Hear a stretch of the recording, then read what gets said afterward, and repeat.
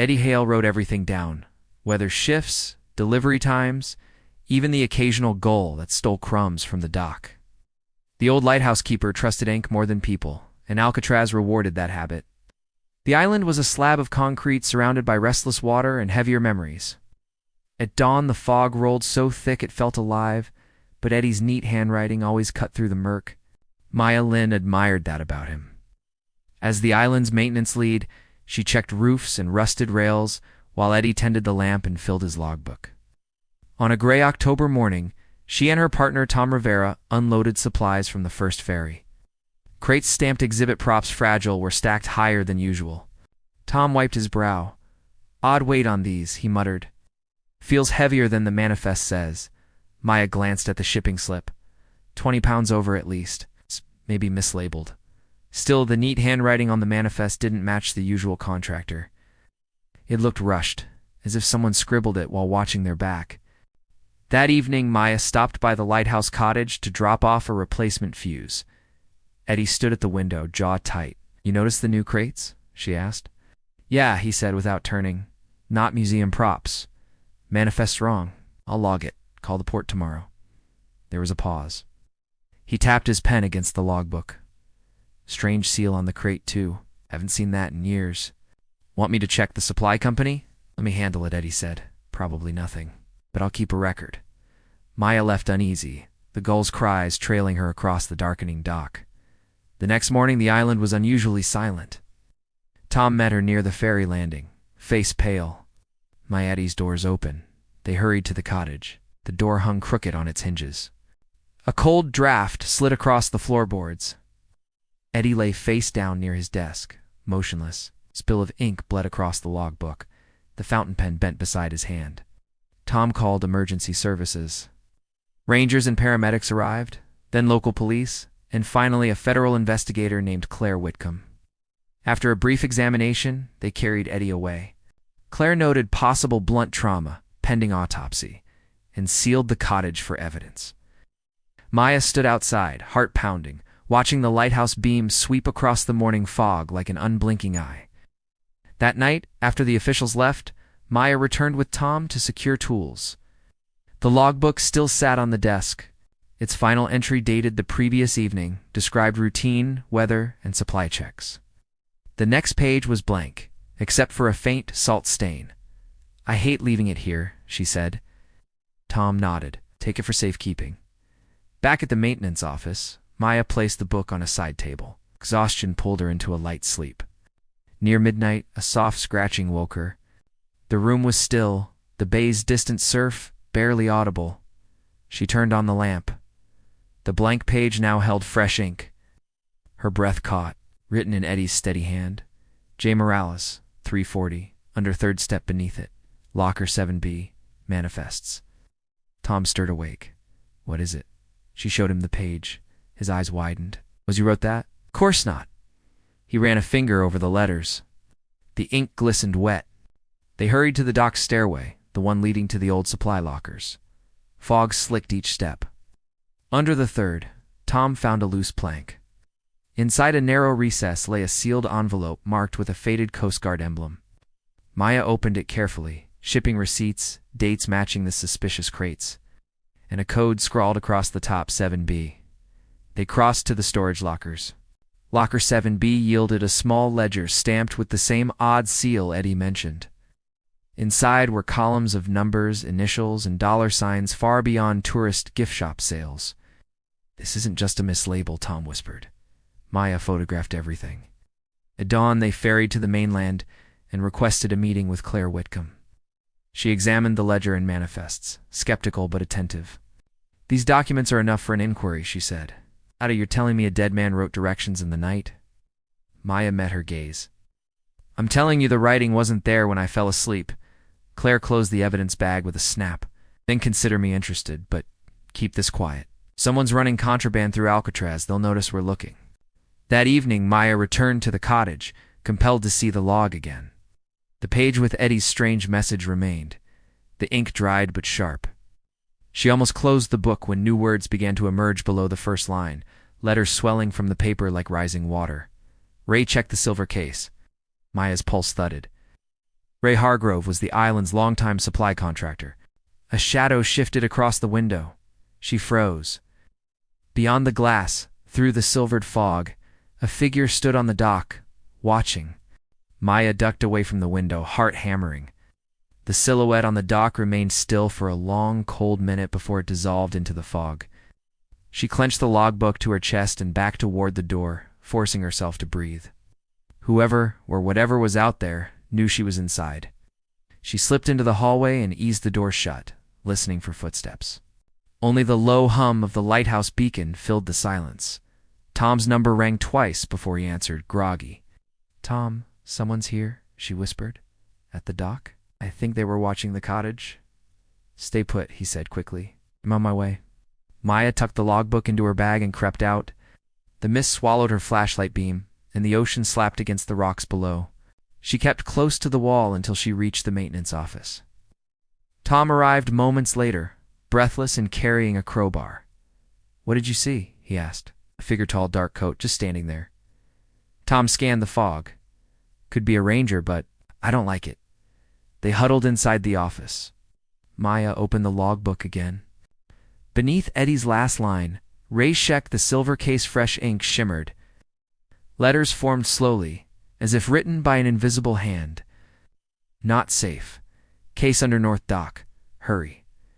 Tom exhaled a shaky breath. "Eddie's trying to tell us something. Or someone is." Maya swallowed. "If Ray Hargrove's involved, we need to see that case before he knows we're onto him." The North Dock was a stretch of weathered planks rarely used since the main landing was renovated. They moved quietly through the mist, every creak of wood magnified. When they reached the dock's end, the sea smelled heavy with brine and oil.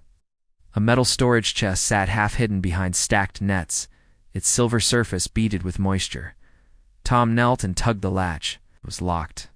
"Stand back," he said, slipping the crowbar under the lid. With a sharp snap, the lock gave way. Inside lay bundles of cash wrapped in waterproof plastic, a ledger thicker than the one they had found earlier, and several envelopes marked with government seals. Maya flipped through the ledger and found shipping schedules paired with coded initials. One page detailed payments to names she recognized, local contractors. A ferry crew member, and chillingly, Eddie Hale. He wasn't part of it, she whispered. They tried to frame him. Behind them a board creaked.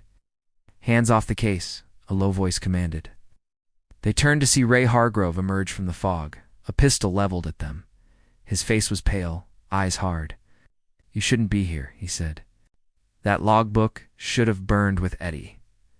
Maya tightened her grip on the crowbar. "You killed him?" Ray's mouth twisted. He started asking questions. "I couldn't let him ruin years of work." Tom shifted slightly, but Ray's gaze sharpened. "Don't drop the bar." Tom lowered the crowbar slowly. Maya's mind raced. The ocean surged below, dark and cold. A sudden gust of wind rattled the dock. The lighthouse beam swept across them, throwing Ray's shadow long and jagged. From the direction of the cottage came the faintest sound, a scrape of pen on paper. Ray frowned, distracted. What was that? Maya seized the moment. She swung the crowbar upward, striking his wrist. The gun clattered to the boards. Tom lunged, pinning Ray as Maya kicked the weapon into the sea. Ray struggled. But a distant wail cut through the night, a keening cry that rose and fell like the foghorn but carried a human edge. All three froze. "This!" The sound seemed to come from the lighthouse itself. "What the hell?" Ray started. But the logbook in Maya's bag vibrated sharply, like a heartbeat. She pulled it out. Words etched themselves across the page in frantic strokes. Justice now. The lighthouse beam pulsed once, twice, then blazed white. Ray screamed as a sudden swell rocked the dock, knocking him sideways. Tom grabbed for him, but Ray slipped on the wet boards and plunged into the black water. The beam dimmed back to normal. Only the ocean remained, churning and silent. Tom leaned over the edge. "I don't see him." They called the Coast Guard, who launched a search at first light, but found only the pistol wedged in a piling. Federal agents took the ledgers and cash, their faces grim as they pieced together a smuggling and money laundering operation spanning years. Evidence pointed to Ray as the ringleader, with a network of accomplices across the bay.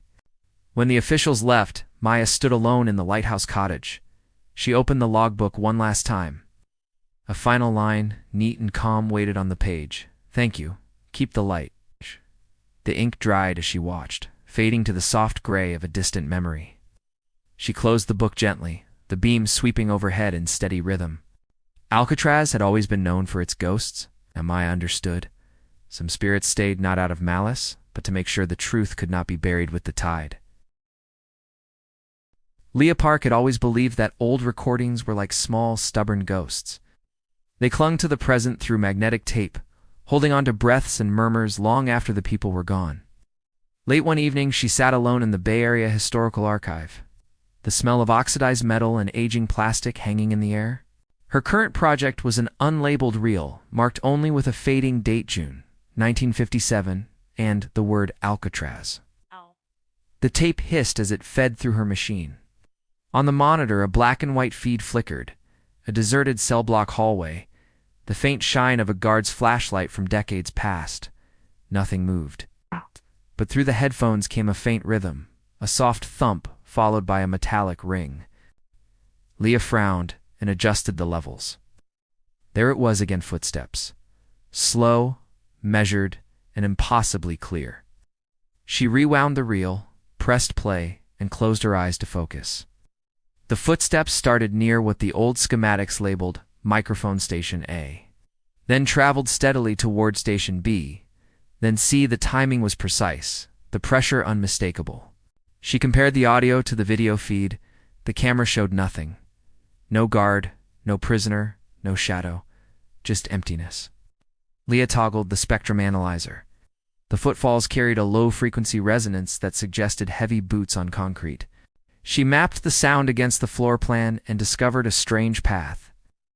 The invisible walker moved through a locked corridor, across an outdoor yard microphone, and toward an area that, according to modern blueprints, no longer existed. The final sound was a faint scrape, followed by a dull click like a hatch being sealed. Her pulse quickened. Tape artifacts sometimes produced odd noises, but this pattern was deliberate. She ran the section backward, then forward again. The cadence remained perfect. The next morning, Leah drove to a quiet neighborhood in Daly City to visit Frank Doyle, a retired corrections officer who had worked the island near the end of its prison years. Frank opened the door slowly, his frame still broad, but bent with age. "I used to walk that yard every night," he said after she explained her find. "But those sounds, no. Midnight shifts were quiet as a tomb, sometimes too quiet."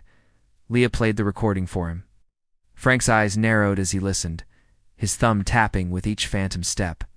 When the scrape and click sounded, his shoulders stiffened. "There was a rumor," he said at last.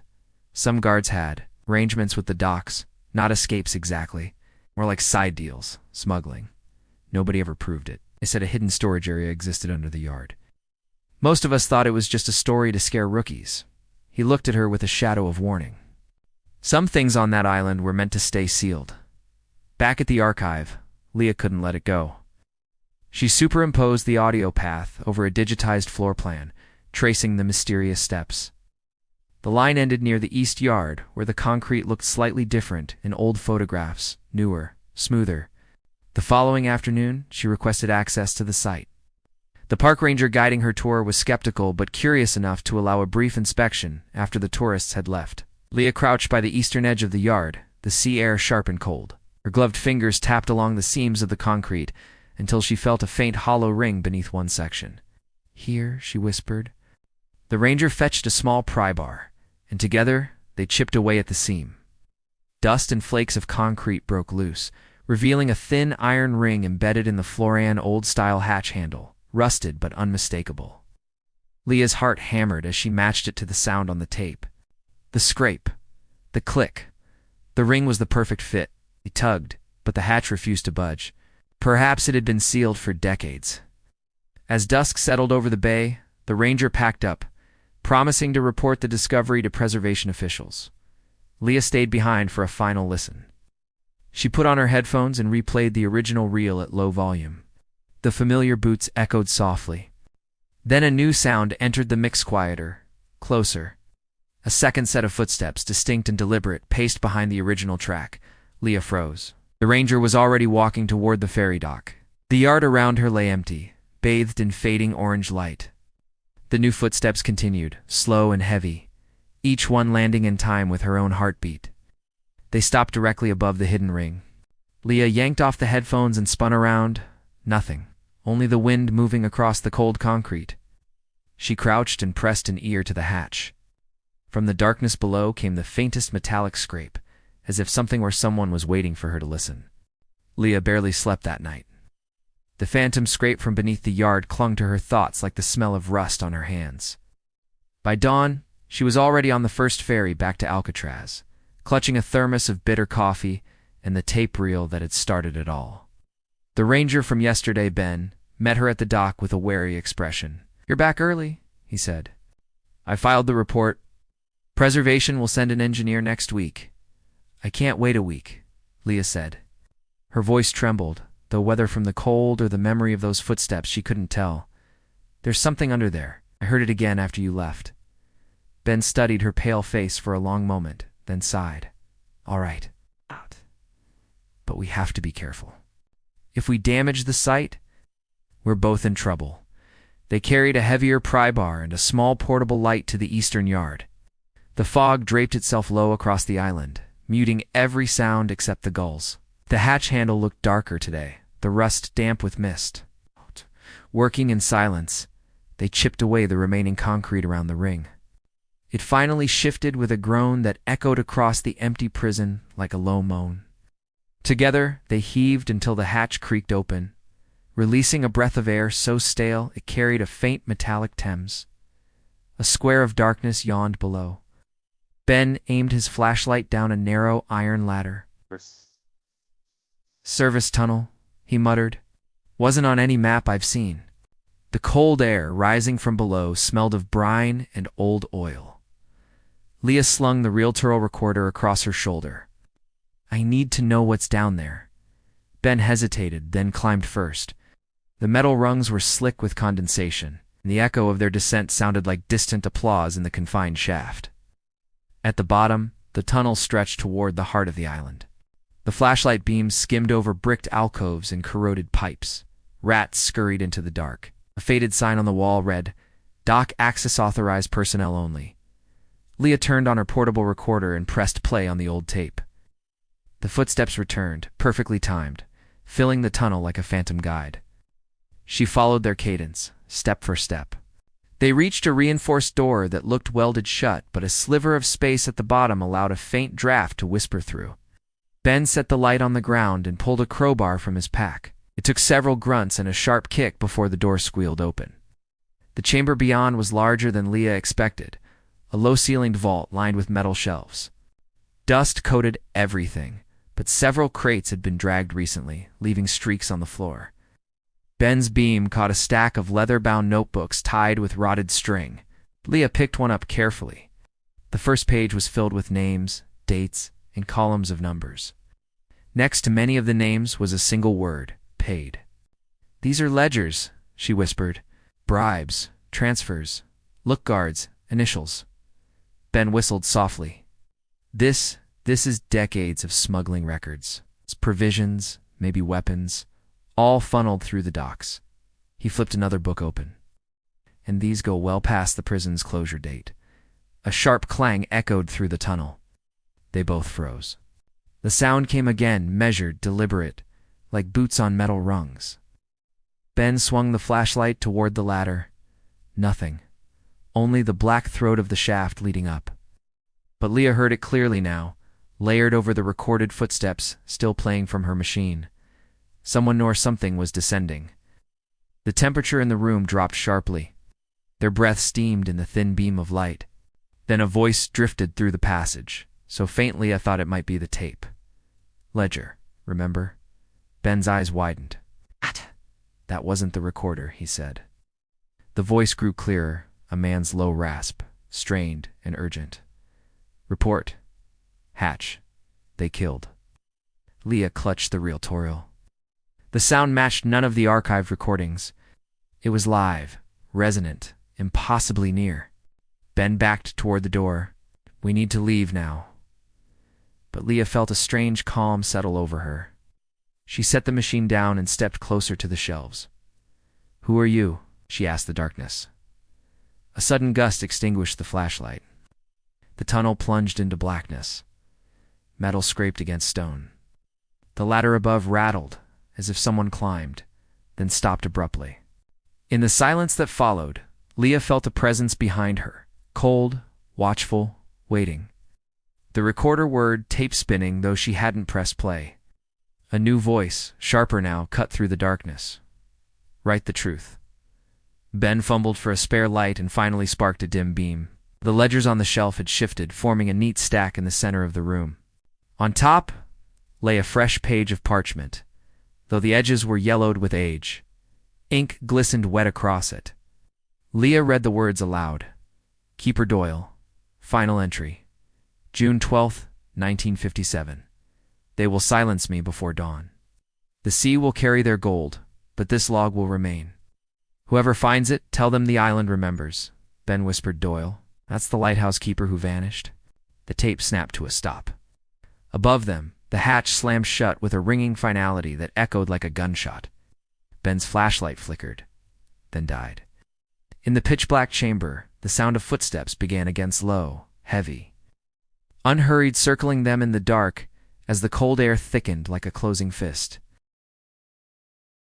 The package arrived on a Tuesday and smelled of metal and old sweat when Evan Mercer sliced through the tape. He ran a small museum of Americana in a converted storefront off a side street diners, and neon signs and relics that smelled like other people's lives. He liked objects that had stories tucked in their seams. The stretch-wrapped bundle he pulled free was heavier than he expected. Unfolding the fabric, he found a faded, striped prison uniform, the kind with a stitched number across the chest and a collar worn thin like a coin rubbed smooth by fingers. No return address.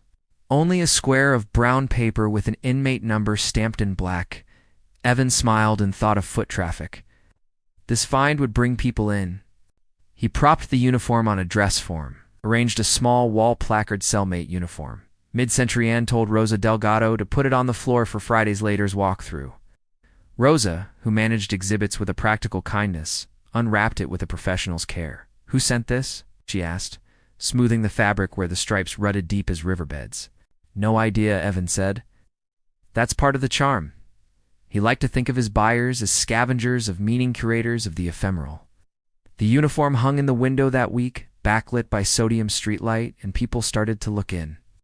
The first reaction came from a young vlogger, a kid with a ring light and a laugh that found nothing solemn.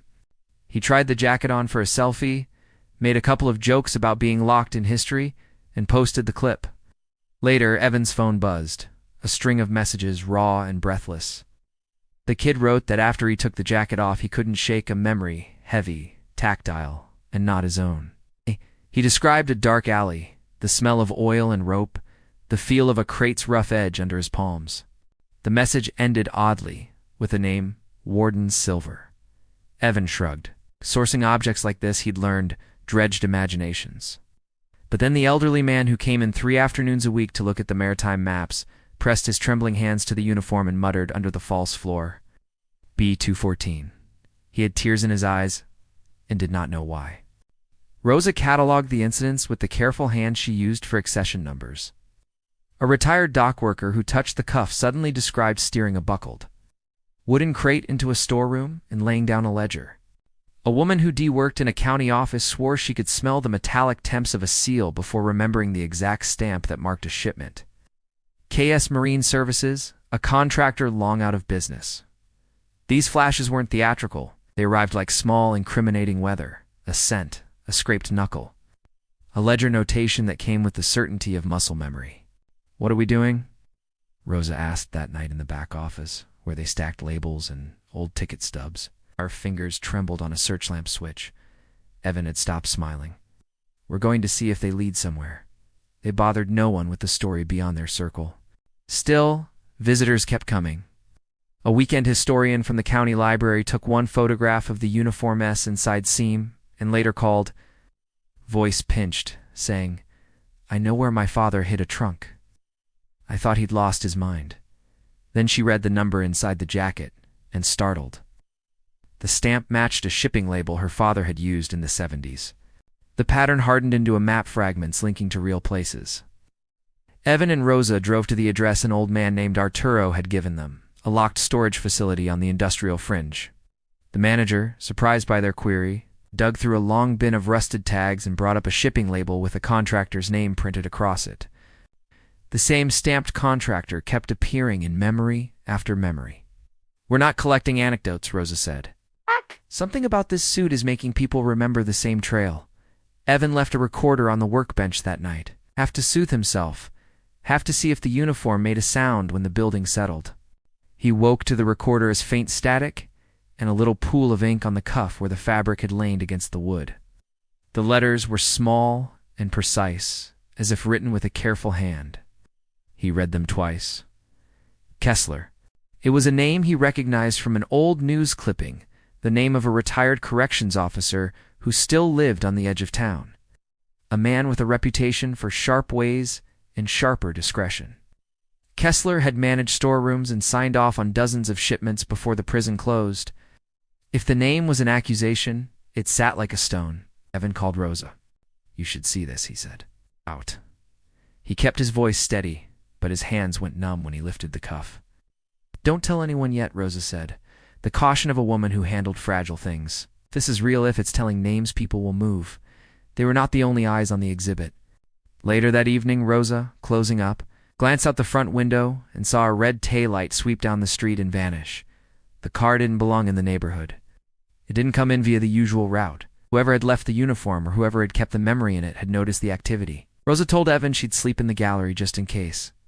As she settled among mounts and frames, the uniform sat in the window like a person waiting. When the city's sodium lights washed the stripes, she felt a prickling at the base of her skull like a memory surfacing just beyond reach. She reached out and smoothed the cuff where the name had appeared. The fabric was cold. The name smelled faintly of iron. Outside, a car idled at the curb until the engine finally cut. Somewhere down the street, a dog barked twice, then silence swallowed the sound. The suit pressed its history into the night and, as if on cue, another caller rang Evan's phone with a new confession. Detective Lila Marino did not do hauntings. She did evidence. Still, when Evan Mercer handed her a typed summary of confessions, handwritten coordinates, stored nicknames, the repeated contractor stamp-panned a photograph of the name inked on the uniform cuff, she agreed to listen.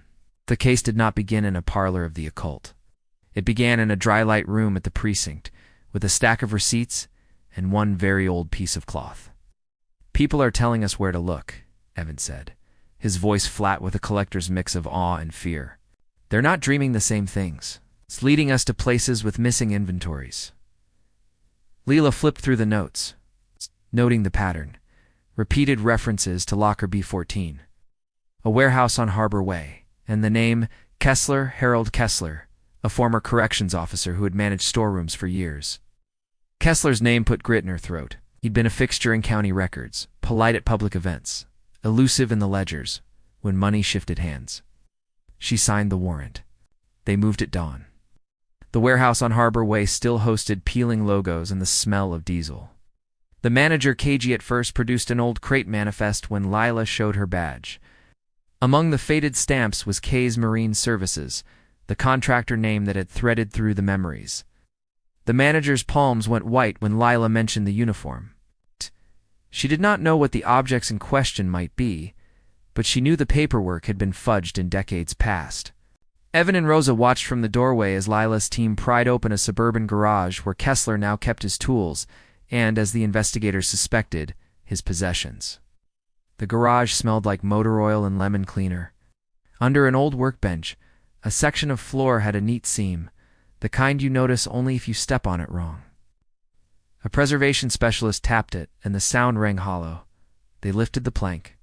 Beneath, a locked metal box sat wrapped in oilcloth.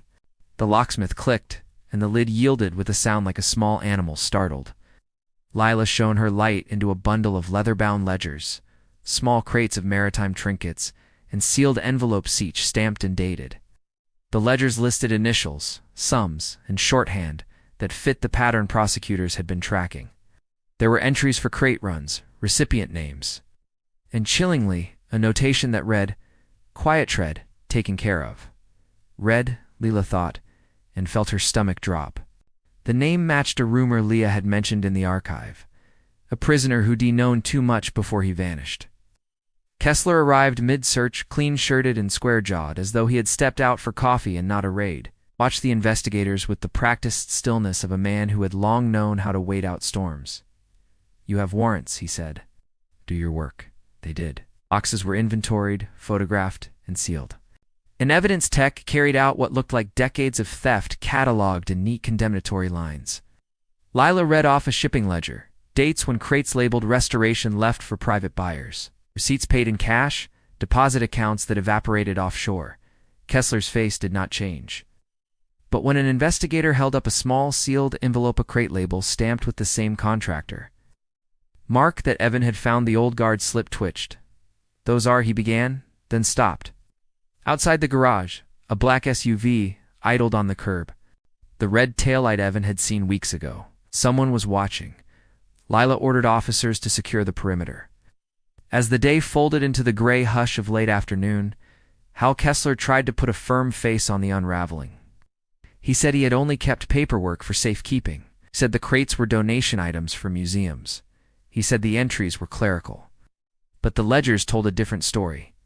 Lists of valuables, dispositions to private collectors, payments marked into the thousands.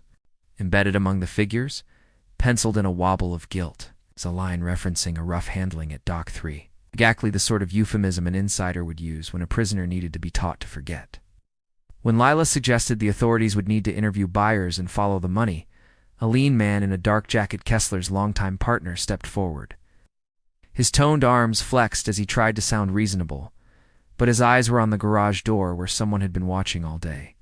That night, as evidence was cataloged and transport trucks rolled off, someone moved against the colder current. The partner drove away in a hurry, hauling a tarp over a small trailer. An alert officer spotted the motion and gave chase. On a rain-slick stretch of road, the partner abandoned the trailer and fled into the dark. When officers cut the tarpaulin away, the crates inside were empty. The grooves where valuables had sat scraped clean. The partner ran, and the chase ended with handcuffs, breathless resistance, and a confession that staggered like a bad wind. Under pressure, he admitted to moving goods, to picking up envelopes of cash, and to carrying items for Kesler that would not be cataloged. He defended himself when Lila pressed him on the missing prisoner. "We were paid to move things, not to kill." His voice broke. "No, I never." But then something happened that had nothing to do with legal muscle. As they stood beneath the flicker of a street lamp, a young officer in the squad remembered a flash after first contact, how the uniformist cuff at Evan's shop had borne a name. He pushed the fabric evidence still stored therein from the suit. As if answered, a sudden image seemed to bloom across the partner's face. His knees buckled. He began to cry without knowing why until the words came out. "Name's Roots, the dock that took late shipments." "He's remembering," Evan whispered, because what else could describe it? The uniform's effect, once dismissed as superstition, had become a mechanism of truth, an uncomfortable, involuntary testimony that bypassed lawyers and alibis. In the aftermath, prosecutors built a case. Several mid-level buyers and couriers were indicted, and hundreds of recovered items began the slow, practical work of restitution. Yes. Kesler and his partner faced charges for conspiracy and possession of stolen property. Some higher buyers slipped offshore or dissolved their companies before extradition could be arranged. Not everyone would see justice. Months later, Evan stood in the evidence room where the uniform lay sealed in an archival box. The fabric had faded. The ink had bled faint as old blood. Lila presented him with a thin sheaf of paper found stitched into an inner seam of the jacket, a page from a tiny, trembling journal, its handwriting cramped and urgent. The prisoner's scrawl named a nickname, not a legal name, Morrow. No street address, no bank account. Just a single name tucked in the margin like a last fat seed. Evan slid the paper into his pocket and felt its weight. The uniform had done its grim work. It had turned strangers' stolen recollections into a trail of real evidence. It had forced a confession into a man who would not have spoken otherwise. It had exposed a tuck of corruption that coiled beyond the county lines. But the name in his pocket nagged. Morrow could be anyone: a buyer, a banker, a man long dead. Some memories had been freed. Some conspirators had not. Evan locked the evidence room and walked back onto the street where his museum-esque neon hum breathed like a small, stubborn life. He thought of the jailhouse stripes in the window, the way people leaned in to look, the way the suit had made them tell what they otherwise would not. The uniform had given them a ledger of truth. It had not, however, unmade the past. Some names would be writ in court records, other names would remain whispers. The jacket sat quiet behind sealed glass, but Evan kept the journal page close. It was a breadcrumb into something larger, a final instruction he could not ignore. He wondered, as he turned the key in the lock and the night closed, whether some objects do more than carry memory, that they insist the living finish what the dead began.